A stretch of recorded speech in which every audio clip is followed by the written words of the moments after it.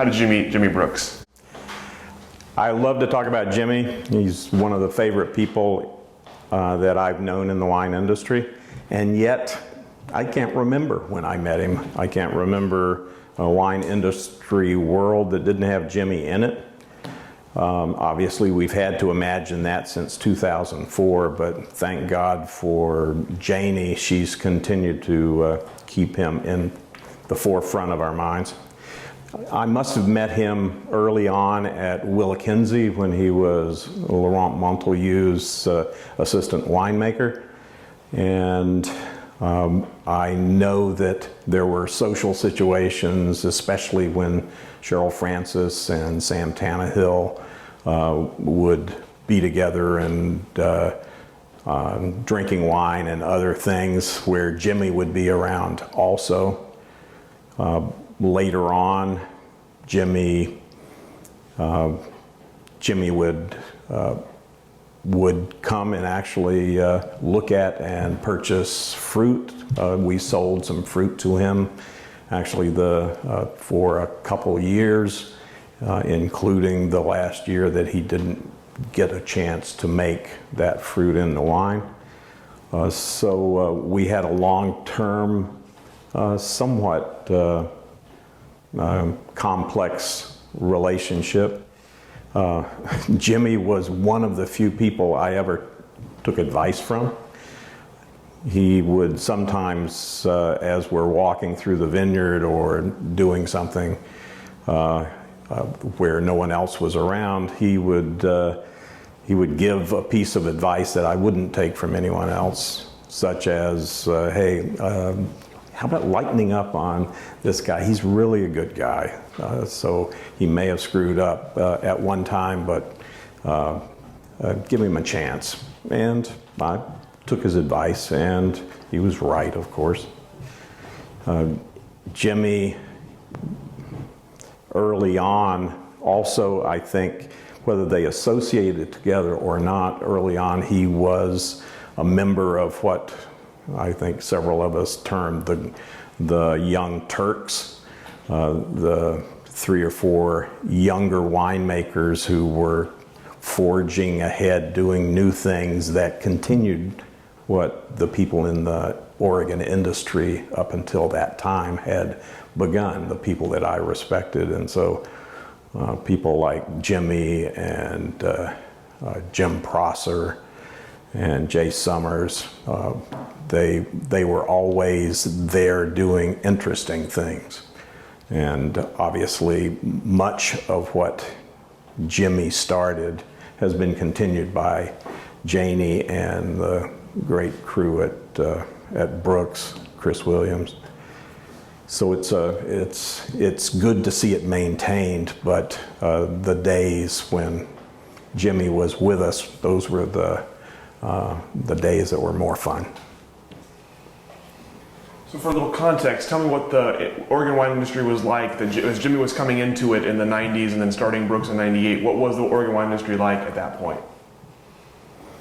In 98, we were, as an industry, established enough to where people knew where Oregon was, barely, as an industry.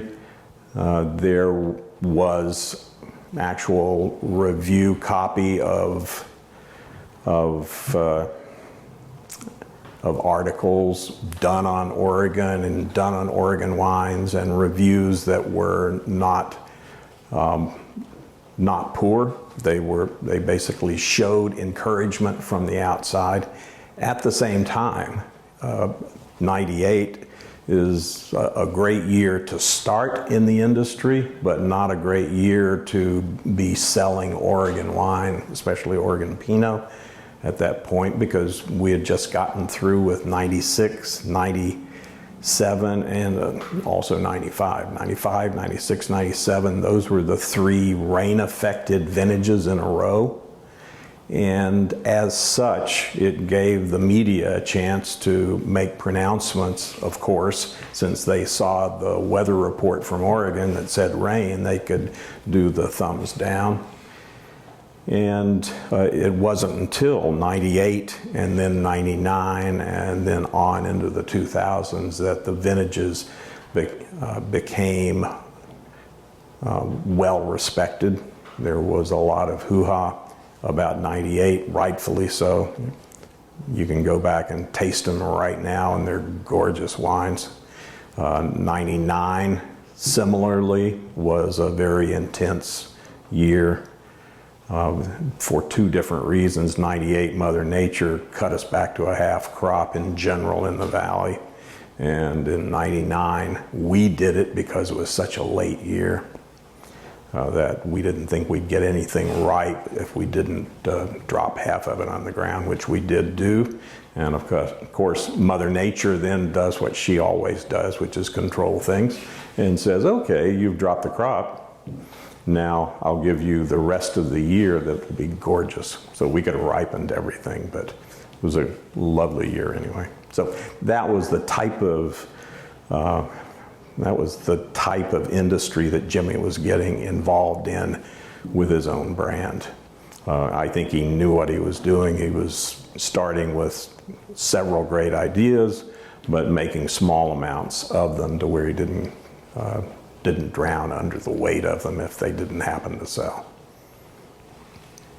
So in the years that he was alive, what impact did Brooks have on the wine industry? What impact did Jimi or did Brooks, the winery, have on the industry? I think Jimi and the Brooks label showed the uniqueness of the Oregon industry. It showed new things being done by new people. And Jimi was a vibrant, take charge, new idea sort of person. So he came in with new label designs, came in with some the names of wines, that what in the hell does that mean? And we obviously are familiar with them now, but at the same time, he had an experience. He had a background that got him into wine somewhere else besides here. And he brought that and also a great sense of culinary adventure into the whole mix. And so no one at that point in time, especially among the people that hung out together, nobody was purely a winemaker. We were all into eating and drinking richly and living richly. And it's a shame because we live less richly with Jimi gone, but one could never accuse him of not being passionate about everything that he did. So can you talk about the days sort of leading up to and then the day of Jimi's death? Sort of tell from beginning to end as you remember it. The one thing I remember about 2004 was that it was a warm year. It was a year that was as warm as the prior year, which was the warmest year that we'd ever seen. 2003 was a year that people remember worldwide. People dropping over in Paris, warehouses that never needed air conditioning, frying, and so it was a very warm year worldwide, and especially in wine regions. So 2003, let's get this one over with. 2004, however, was just as warm up until the point of harvest, where it cooled down a little bit and we were able to preserve some acidity. 2004, I can remember having to do a fair amount of travel and actually getting ready to take a vacation right before harvest. One of the last things that I did before going on a week and a half long trip was to walk the vineyard at our winery, which that vineyard called Corral Creek was where Jimi bought some Pinot Noir, and he wanted to take a look at it and assess it, which is what you want someone who's going to value your fruit to do. We did walk the vineyard. One of the things in retrospect that I remembered was that even though I'm the old guy and he's the young, vibrant ex-football player, he was huffing and puffing a little more than I was walking up and down the vineyard. I attributed it to me knowing the vineyard, but it may have been a note of what was to come. We walked and we talked. That was one of the times he gave me some advice as to how better to treat some people that we knew in common. And that was the last time I saw him. The places I would normally see him would be times in Portland or hanging out at, not necessarily hanging out, but going in to get a cappuccino or a coffee or an espresso. And it would be great that he, especially if it was a weekend, he would never be alone.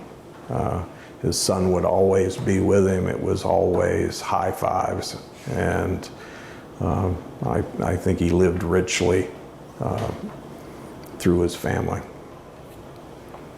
That was 2004. 2004, I went, and I know exactly where I was when I heard of his death. I was on the way back from that trip and was in the Portland airport, having just gotten availability of some emails and also some phone messages. And I could see by the number of them that something was going on, and I found out very soon what it was.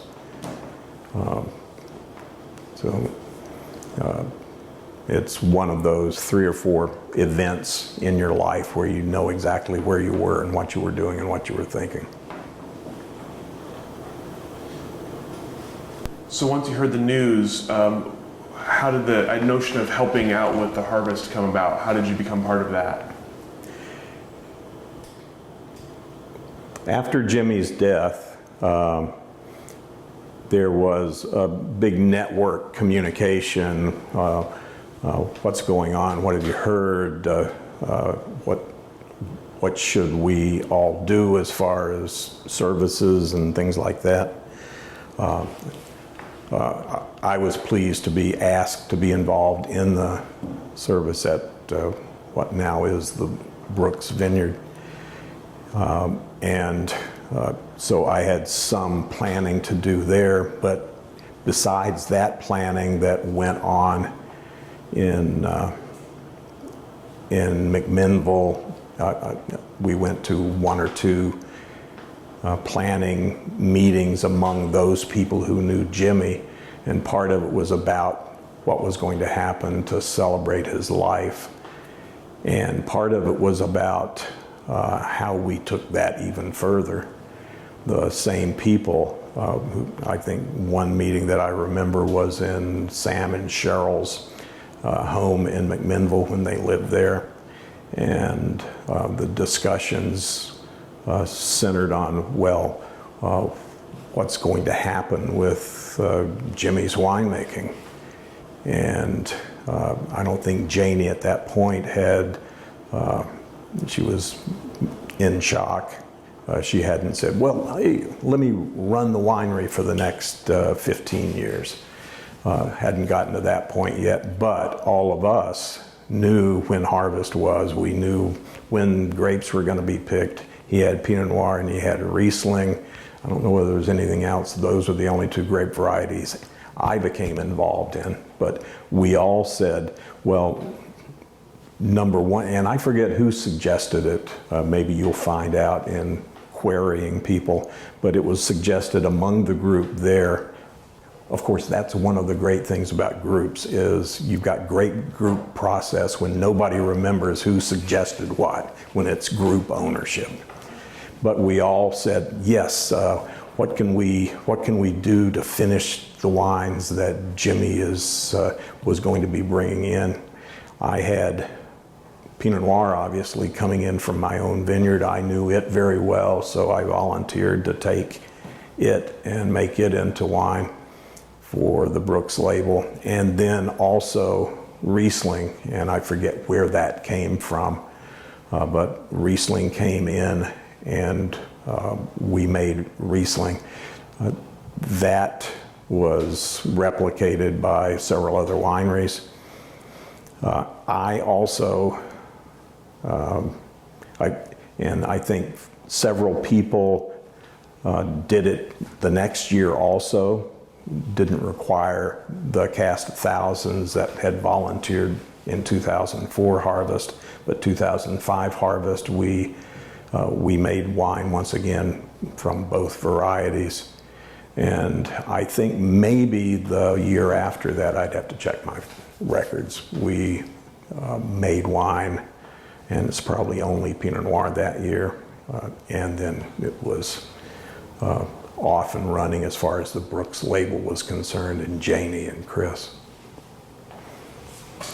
So it was a group effort. It was a way of assuaging our painful loss, and it was something that we all wanted to do, and it was what the people in the house knew best, how best to do things. Just ask us if we know how to make wine, and you bet we do. It was a good thing to contribute, and yet it all pales in comparison to Janie and what she did to pull herself back up here while still having her life down south in California, and becoming a member of the community and learning from scratch what the wine business is, and then later on teaching the wine business some things that she did exceptionally well, and was very generous to give to the industry. So it's been a mutual thing. I think Jimi would have been totally tickled. When you think back to the immediate aftermath, why did you want to help? You want to do something. You want to show your love for a person. You want to, candidly, in a selfish way, you want to make it easier on yourself. And so if you're doing something, it's better than just sitting and thinking. And that's something that we knew had to be done and that we could do immediately. So that's the reason friends get together, is to do things that need to be done and that help them out at the same time. So what was your mindset when you were going to make Brooks wine, putting it in someone else's label and kind of honoring Jimi? How were you going about trying to make it Jimi's wine? I think we did go through and taste some of what he had done in a prior couple vintages, and knew in general what style he made wine in anyway. We didn't want to deviate from that a great deal, but we also wanted to make the best wine possible. So that style, that general, if this is the range of his wines, from a stylistic standpoint, it had to be in there somewhere. But within that, I think we left it up to each individual winemaker to do the best job they could to emulate what Jimi would have done. If the same scenario had happened today, this year, as it did in 2004, would the reaction have been the same? Would the industry have treated it the same way? If there were another Jimi and that happened to him, the industry, especially, and of course you're assuming the same relationships exist between individuals. The greater question is, has the industry changed so much that we wouldn't embrace it in the same way? And I think my answer is an adamant, no, it hasn't changed that much. Especially the individuals who are involved, they would do the same thing over and over again. Would there be other people also helping? Yes. And I think you see that in the industry as a whole. I don't think we've seen many instances quite as tragic as his, but it would happen the same way if we were to see that again. I remember, just as a precursor to Jimi's death, what I went through, and my family and my daughter, about 8 years before that, in 1996, my son died in an auto accident out on the highway out in front of the winery. And the people who didn't even ask, but just came in and contributed. We were just getting ready to bottle. We were doing other things. I obviously didn't care a whit about anything that had to happen then, but other people did. They cared for me. And we had people who came in and helped us bottle. Cheryl Francis was helping as a winemaker here at that time.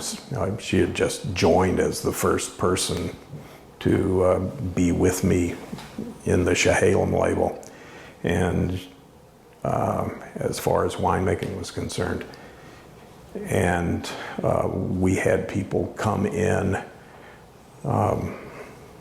everybody from, well, I'm no use to name names because I'll miss some, but it's that thing that you do instead of bringing a dish of food to an open house life celebration for an individual. You come and you help. I mean, that's community, and that's what we've got here in the Oregon industry, here in the Willamette Valley. We've got it up to here in community.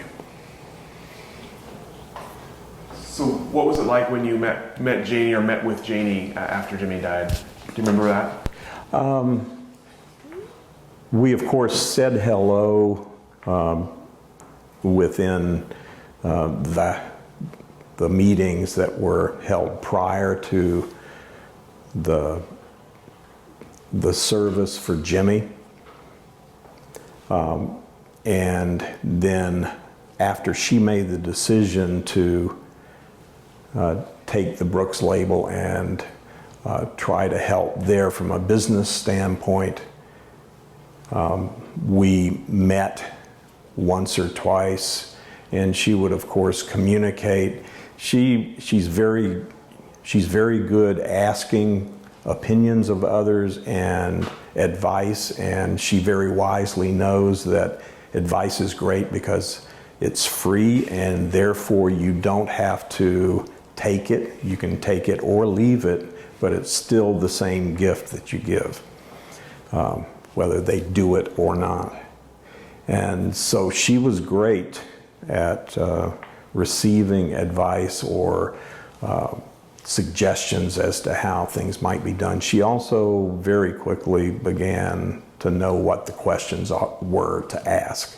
So that was good. I had met Janie earlier with Jimi after some event. I don't know what it was, but several of us went to have dinner in downtown McMinnville, and his sister was joining him, and so I had met her earlier than that, but not that much earlier. And since then,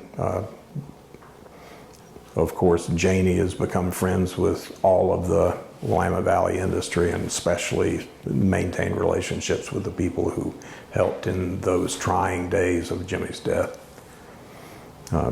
Janie has been, we've been together on boards, or she's followed me into some boards that have been great for both the Brooks label and also for her in learning the business. So, well, especially on things like Riesling, If they're involved in something, we're involved in something, or vice versa.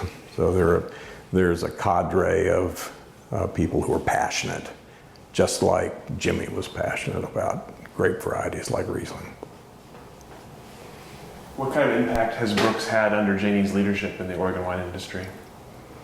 I think Brooks as a brand has established itself very firmly, and when Jimi died, it was a new label that very few people knew about, and so she had a big job to grow the distribution, to settle down the source of fruit, to purchase vineyards, to purchase a winery facility rather than it being done in someone else's. So she had a lot of work to do. She is, I think the Brooks brand now is one of the, can you name the top 15 or 20 wineries that I should go to on this week-long trip through the Willamette Valley? And they're always one of those that you make sure people go to. So she has established it very well, and especially in certain fields too. Anytime anybody thinks of Oregon Riesling, they think within the first 2 or 3 wineries, they think of Brooks. Did you think that Brooks Winery would still be around in 2017? You mean in 2004? I thought it would be around in some semblance. I'm not sure I would have imagined it as firmly entrenched as it is today. I think that's a testament to Janie. So you mentioned earlier that you don't think the Oregon wine industry has changed so much since 2004, but I am curious what changes you have seen in the industry, especially since 2004 to now. What's the same about the industry and what is different about the industry? All you have to do is look at the stats from acres in the Willamette Valley, cases made, the reputation of Willamette Valley Pinot Noir and white wines, and that reputation has grown as exponentially as the size of the industry inside the valley. We are making I should be prepared with it off the top of my head, but we're making probably 3 times as much wine as we were making then, if not more, probably 4x the wine that we were making. And the reputation, we're the wine region of the year for one magazine or another. We have extremely high credentials when you're talking to anybody in wine regions around the world. So we continue to grow. Part of the growth might be bittersweet. With the growth in acreage, you have a growth in the number of wineries that come from somewhere else and plant themselves here to see the magic that we've all seen. And I don't think we regret that, but it means you have to know a lot more people. It means that there are no longer groups of the majority of the northern Willamette Valley winemakers that can fit in one facility. And sometimes the nature of the industry has changed slightly.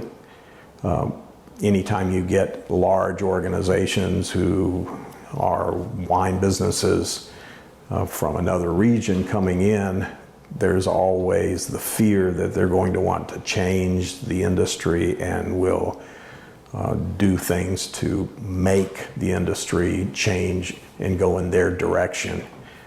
So far, the lead that Domaine Drouhin back in '87 made in coming in and being embraced and embracing what was Oregon at the time, rather than saying I'm going to make Burgundy out of Oregon. I think that's continued even with people as large in California as Jackson family. And there are a lot of other now Burgundy houses and other California entities that are purchasing some of the tried and true younger to older wineries. Some of the newer purchases of people like Penner-Ash and Beaufrere, Willa Kinsey, those are all brands that began after I began, and I still consider myself a youngster in the industry. That's pretty sick, isn't it? All right. So I think the industry definitely has changed. It's definitely grown. Anytime you grow exponentially, you aren't going to be able to embrace as much of the industry percentage-wise as you were before. And that's always a shame because there are friendships to be made all along. There are some changes to what a winery is today. The winery brands are definitely smaller, I think. Maybe not smaller in cases, but smaller in concept. They're no longer vertically integrated in all instances, going from planting grapes all the way to marketing. There are a lot of brands, winery brands, that are made collectively or made not in the typical Northern Willamette Valley way. And that is a change that had we all, I think there were some people who would have predicted that. And I think Jimi might have been one of the people who would have predicted smaller scale people doing what they are passionate about, even though they don't have the dollars to buy land and plant grapes and have a physical winery facility that's theirs. So it's predictable and it's not out of control, but it is exponentially growing, and I don't see that calming down at all in the next few years. I think it's only going to get more interesting. What's your favorite memory of Jimi Brooks?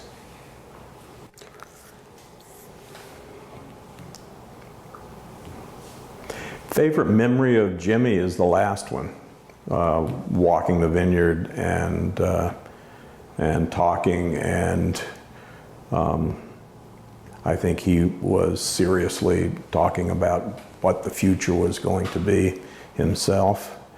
As a matter of fact, I think Pascal was with him on that walk.